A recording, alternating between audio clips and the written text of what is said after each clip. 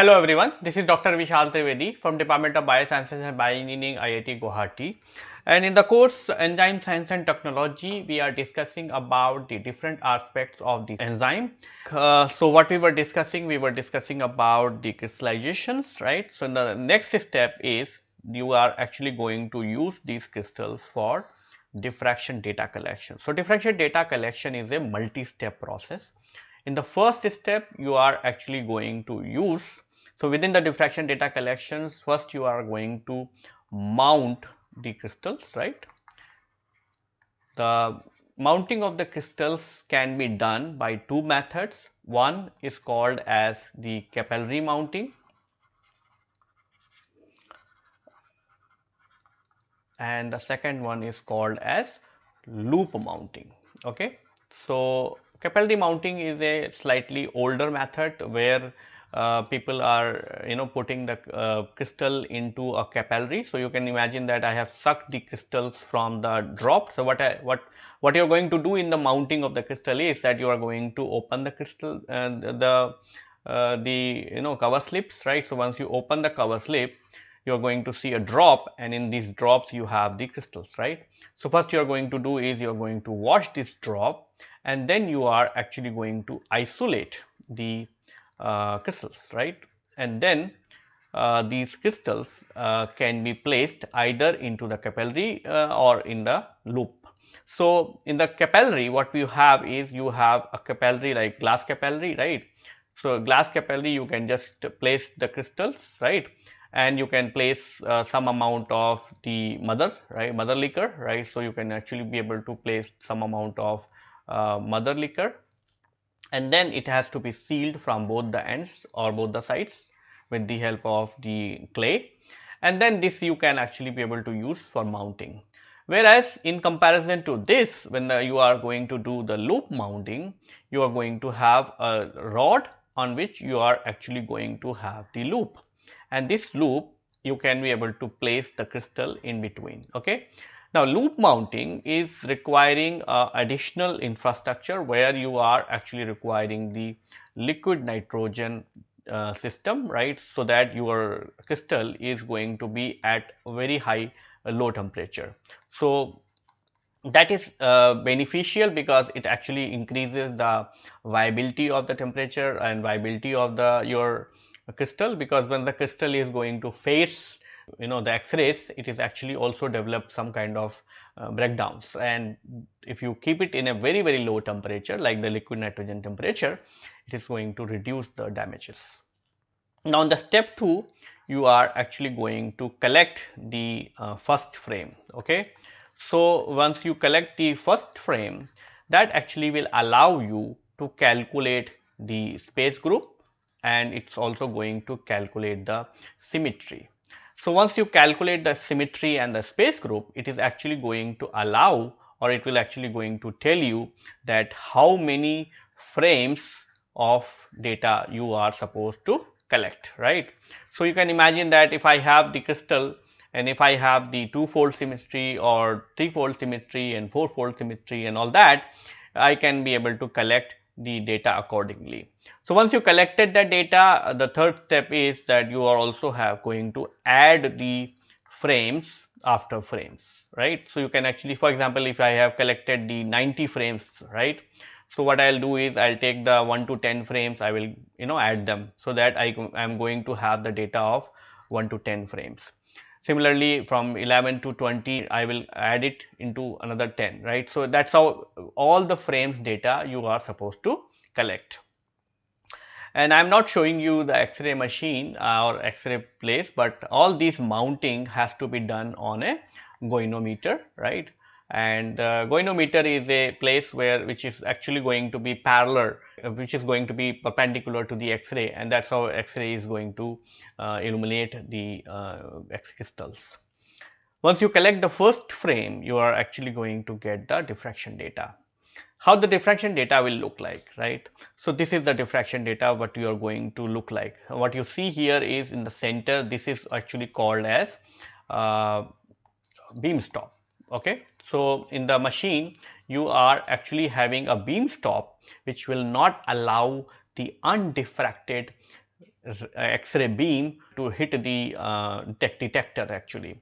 And you see this rod, right? So that is the beam stop actually. So it has a rod, and then in front of that there is a stop, right? So that is not going to allow the X-rays to hit the detector, because if that happens, it is actually going to affect the brightness and contrast of the detector, and also going to detect. So what you see in these black color spots, all these are actually the diffracted rays which are falling onto the detectors. And all this picture is also being provided by the Professor Shankar Prasad Kanojia from our department only. And so what you see here is that this is the origin of the diffraction pattern, right? And as you move towards this side, it is actually going to tell you that how good the diffraction you are getting. So as long as you are getting the diffraction pattern, that means the resolution is bigger and bigger and higher, and this diffraction is good actually. So you see all the spots are discrete, all the spots are not merged. In some cases what you will see is that the one spot and you are getting the second spot. That is actually going to create trouble when you are going to do with the structure solutions, because it is actually going to interfere in terms of preparing the electron density map.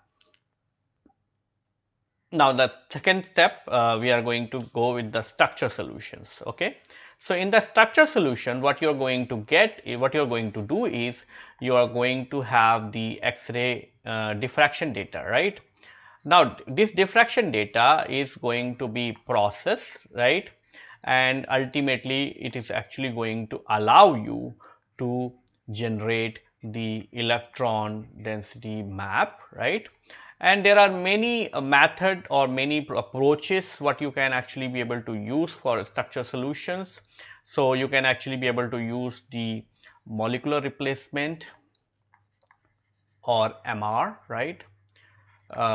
Which is called MR, right? So these are the molecular replacement approach, which is only for the protein. If you are suppose solving a protein which is homologous to the existing protein in the protein structure database, so this is actually for the homologous proteins. Okay, I am not going to deal in detail about any of these methods because they itself are very big.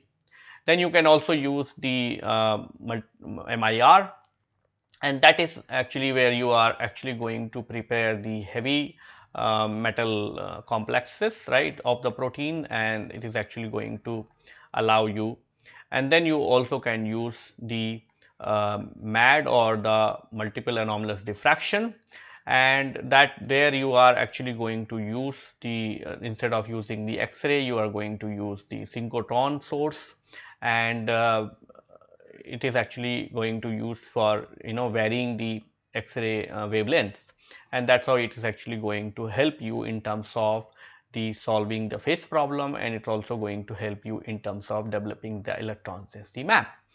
Now either of these methods depend on the what is the condition. If you are having a homologous protein, you can use the molecular replacement. If you are working with the new protein and the new fold, then you have no choice but to either try out the MIR method or the MAD method. So after that you are going to have the electron density map after these structure solutions, right? And then how the electron density map will look like, right? So electron density map will look like as a kind of a web like structure which is surrounding the protein. So this is what you see here is electron density map of the different protein side chains, right? This is the phenylalanine, what you see. So this is the phenylalanine ring, and then it is connected to the main chain. So all these pictures are also being provided by the Professor Kanojia, and these are the tyrosine what you see and so on. Okay, so now in the next step is that where you are actually going to do the model building is that looking at the electron density map, you have to place the protein sequence, and that's how you are actually going to refine the structure and based on the using the information from the electron density map. So that is what you are going to do when you are going to do the model building and refinement. So you are actually going to fit the protein side chain into this electron density map. Then you are actually going to calculate whether the structure is having the more error or less error, and that would be one of the guiding force to tell you whether you are doing a solution correct or not, right. So that's how you are actually going to get the final structure. So this is actually a final structure, the 3D model of the protein, and what you are going to get after the structure solution using the X-ray crystallography. So this is all about the X-ray crystallography what we have discussed, right. So we have discussed about the crystallization process, and once you got the crystallization, you are actually going to use that for collecting the diffraction data, and then subsequent to that you are going to do the structure solution and the model building and refinements, and at the end you are going to get the protein structure using this approach. Now let's move on to the second approach, and the second approach is the protein structure solution by the NMR spectroscopy. So let's discuss about what is NMR spectroscopy. So what is NMR spectroscopy? It's measure the set of distances between the atomic nuclei. So remember, there is a clear cut difference between the X-ray crystallography and the NMR spectroscopy. NMR is more about, so see, if you see the atom, right, so you, and in the atom you're going to have the electrons, right, on the periphery, right. So it's going to, for example, you have the electrons, and then in the center you are going to have the nucleus, right. So if you are actually going to study the nucleus, then it is actually going to called as NMR spectroscopy. If you are going to study the electrons, then it is actually going to use the X-ray crystallography, because X-ray is actually going to, you know, having the wavelength which is actually going to activate or going to be hit the electrons, whereas in the NMR you are actually going to study the nucleus. So you are actually going to measure the distances between the two nuclei. For example, you can have the hydrogen nuclei, you can have the nitrogen nuclei, and so on. So you might have seen the structure, different structures of the amino acids, right. So if you are mapping with the X-ray crystallography, you will be able to see the arrangement of the electrons, right. That's how you are generating the electron density map, whereas in the case of NMR, you are actually going to see the differences or distances between the nuclei. Why we perform the NMR spectroscopy, right?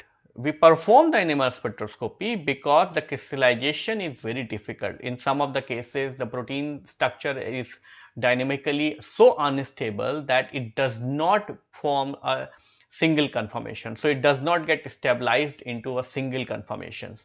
So in those kind of cases, you are always going to get either the amorphous powder or precipitate, or in some cases you are going to get the crystal, but those crystals are actually going to have the very high degree of mosaicity or disorderness, or they are actually going to form the crystal but they may not diffract. So either of these method, either of these problems, whether the protein is not forming the crystals or protein is forming the crystal but they are not giving you a very high resolution diffractions, you have no choice but to use the NMR spectroscopy to solve the protein structures. Then the second advantage is that when you solve the protein structure with the help of the NMR, since the NMR is going to be performed into the buffer or the water, you can also be able to study the protein dynamics because they are free to move.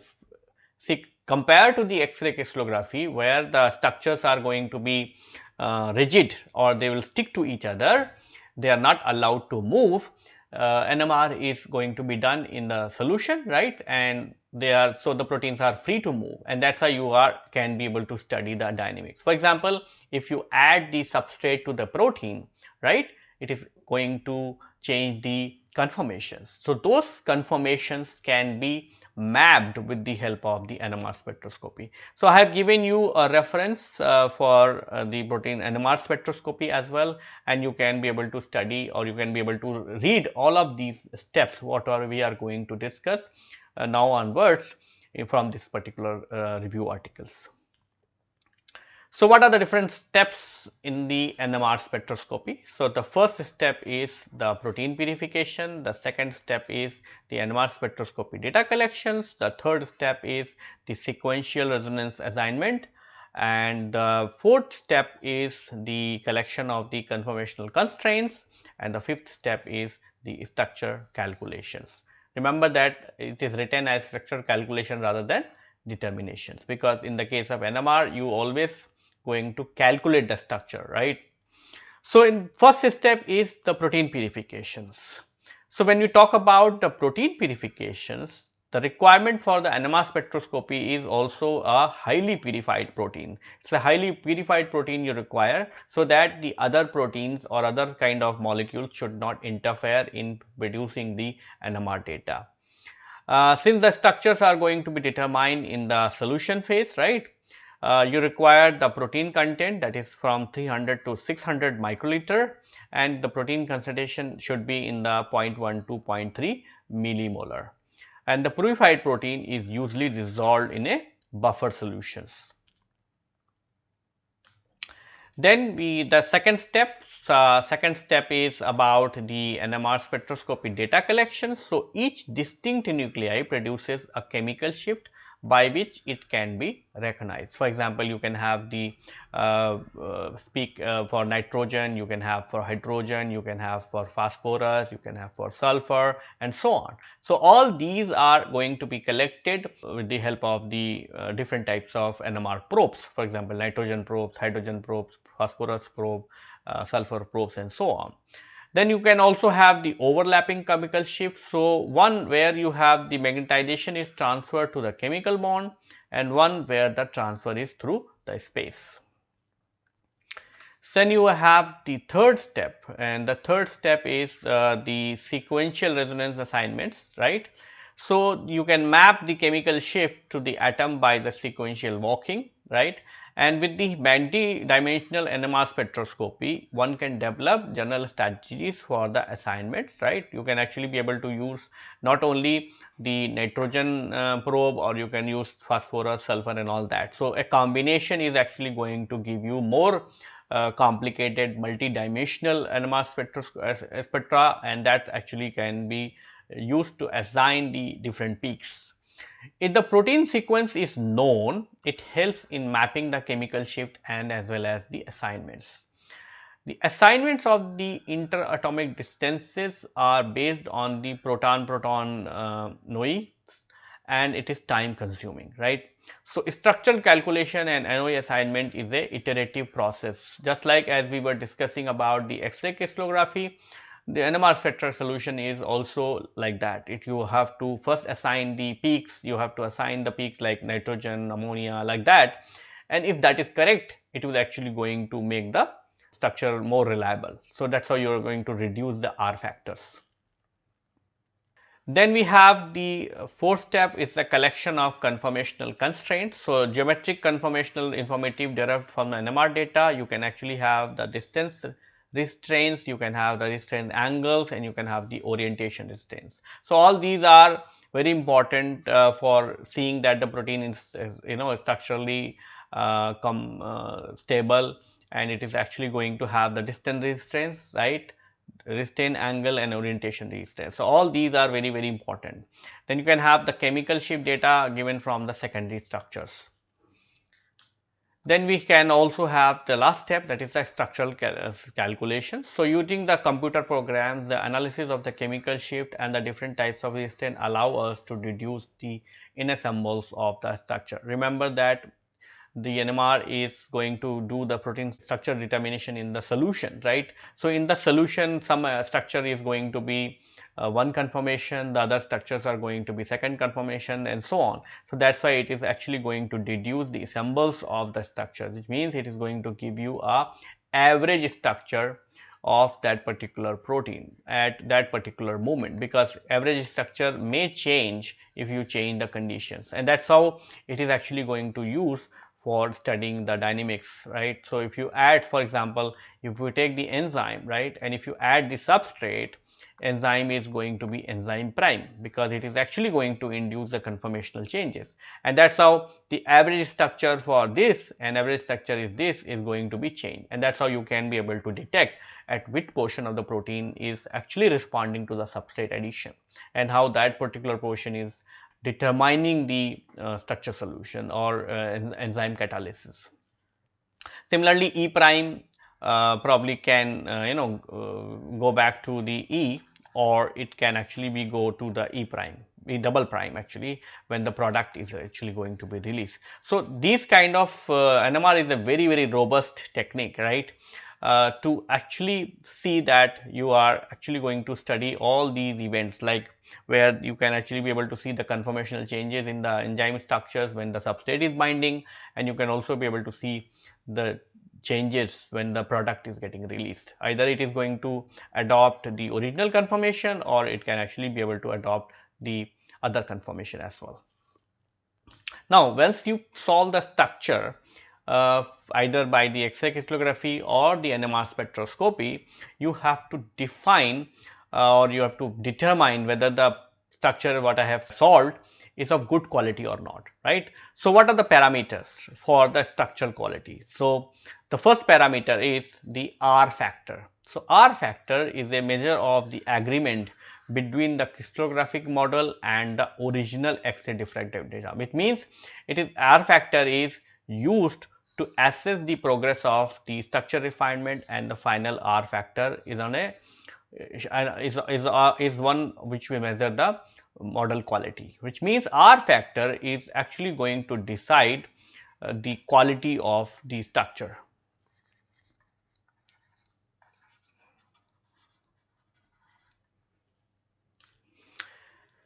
You can have the free R factor. So, it is used in the cross validation or the quality control process of assessing the agreement between the calculated and the observed data.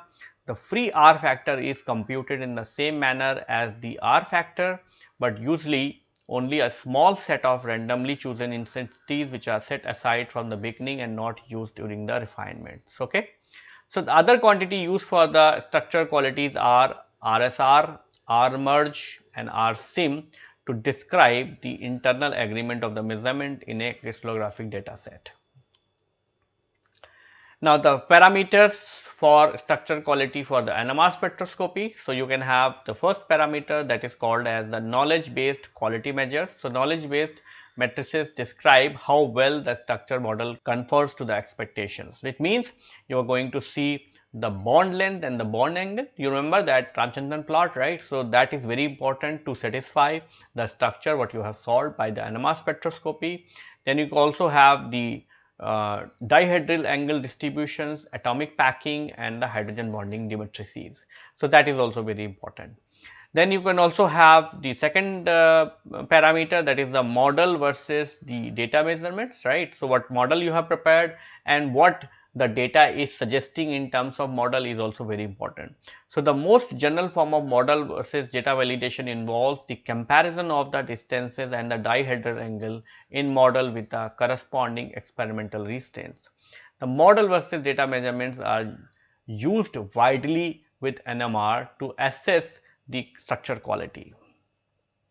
So, this is all about the protein structure determination. So, we have what we have discussed so far, we have discussed about the experimental procedures, and in that while discussing about the experimental procedure, we discuss about the two methods. We have discussed about the under two situations. In one situation, when you can be able to produce the crystals, you are actually going to use the X-ray crystallography to solve the protein structures, and in the second step, second process, you can be able to use the NMR spectroscopy, and both of these methods are actually going to give you the protein structures. Now, the question comes, what is the difference between the protein structure solution either by the X-ray crystallography or the NMR spectroscopy? So, what is the advantage and what are the disadvantages when you are going to use the X-ray versus NMR? So, X-ray, so what are the difference? In the X-ray, X-ray is going to give you a solid structure, or I will say the structure under the static conditions. So, it is actually going to give you the static structure, which means that structure is not going to change, it is going to be final conformations. Whereas, in the case of NMR, it is actually going to give you a dynamic structure. Now, because it gives the dynamic structure, so it is actually going to give you a solution structure. So it's called as solution structures. Why it is so? Because the static structure is coming from the crystal, right? Whereas the dynamic structure is coming from the aqueous solution of the protein. Number 2, in the case of X-ray, you require the crystal, right? So that is a major drawback, or I will say disadvantage, because you producing the crystal of a protein is not very trivial, right? Because and whereas the NMR, there is no such requirement. Okay.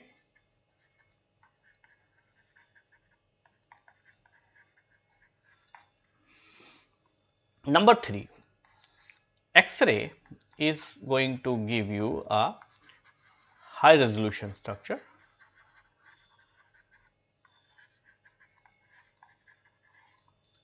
NMR is going to give you average structure. Okay. Number 4, X-ray is going to freeze the conformations, right, because it is going to give you the static structure. So that is good to study the final conformation or final changes in the protein structure.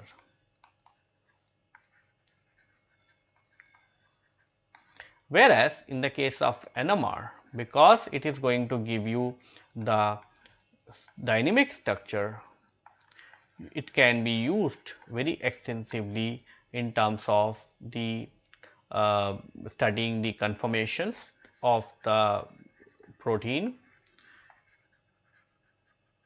in response to substrate or product or inhibitor. So, or in some cases it can be also studied to change see the conformation of the protein structure even when you are adding the another protein, so to which the previous protein is interacting. Okay. So what we have discussed in this particular lecture, we have discussed about the protein structure, and we have taken the two approaches. One is called as the experimental approach, so where we have discussed about the X-ray crystallography and as well as the NMR spectroscopy, and both of these approaches can be used to study the protein structures. When we were discussing about the crystallizations, we discussed about the hanging drop method and as well as the sitting drop method. Subsequent to that, we have also discussed about the how you can be able to use the data collections. So when we are doing the data collections, we can also be able to do the mounting into the capillary or mounting into the loop. And then subsequent to that, we have also discussed about the data collection, X-ray diffraction patterns and structure solutions, and the model building and refinements. We have also discussed about what are the different parameters you can use for calculating the errors into the solved structures, and how you can be able to assess whether the structure what you have solved is of good quality or not. And when we are talking about the NMR spectroscopy, we have discussed about the different steps of how we can be able to collect the diffraction, collect the NMR spectroscopy data, how you can be able to assign the different peaks and so on. And lastly, we have also discussed about the how we can be able to assess the quality of the NMR structure from the NMR. And at the end, we have also given you a comparison of the two techniques, so that you can be able to know what are the robustness of one technique and what are the advantage of the other techniques.